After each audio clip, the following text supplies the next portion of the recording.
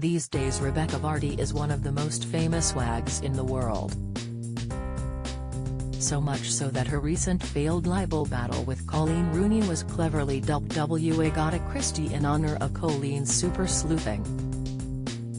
But before Rebekah's marriage to footballer Jamie Vardy, 35, the thrice-married 40-year-old was just a regular teenage girl working in a bar in Whitney, Oxon, when she met her first husband, who was playing on the darts team.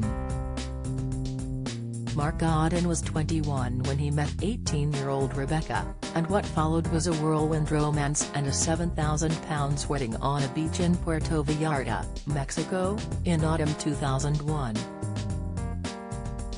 Speaking to the Mirror, he previously told how it all came about after his bride-to-be, then called Becky Nicholson, saw a dazzling engagement ring in a magazine and demanded, "I want that. Buy it for me." For more of the news you care about, straight to your inbox, sign up for one of our daily newsletters here. Mark said, "That was how we got engaged. There was no romantic moment of me getting down on one knee and proposing. She liked the look of this £500 gold band with 3 stones and I bought it for her. All she wanted was her big day." Their parents helped pay and Becky wore a £1,000 dress and tiara. The couple already had matching Chinese love symbol tattoos on their arms. Mark said, "The wedding was perfect. Becky looked beautiful and we had an amazing hotel. Family stayed 2 weeks, but as soon as they left and we had a final week alone, Becky changed." Mark recalled an episode in which he claimed an irate woman woke him at 4 a.m. alleging she found Rebekah in bed with a jet ski instructor. "When I confronted her, she brushed it aside, saying, 'Don't be so stupid.'" Rebekah has always denied the allegations.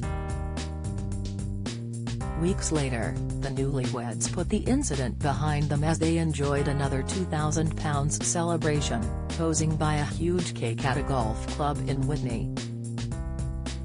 But things quickly deteriorated.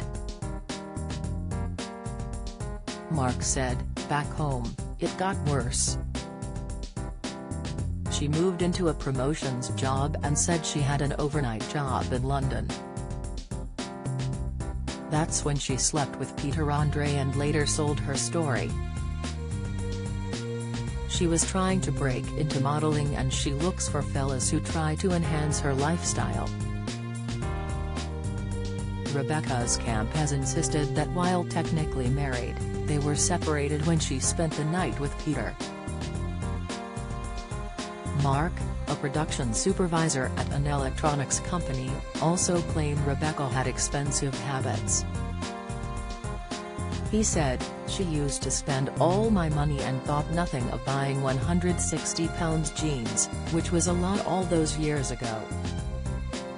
Becky's always loved designer clothes.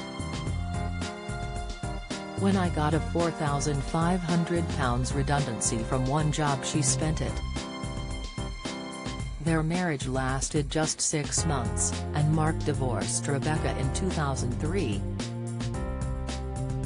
He describes her as a good-looking girl but very expensive to look after.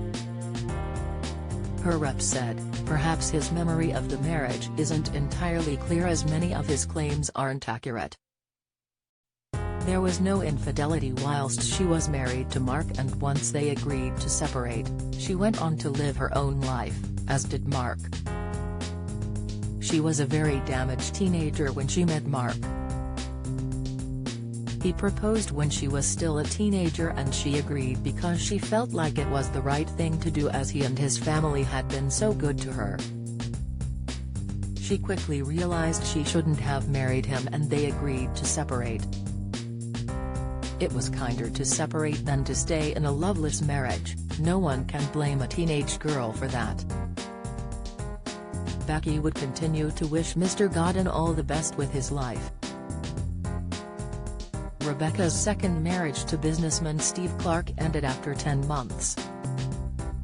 She also had a long-term relationship with former lower league footballer Luke Foster, who is the father of her son Taylor, but they split in 2013.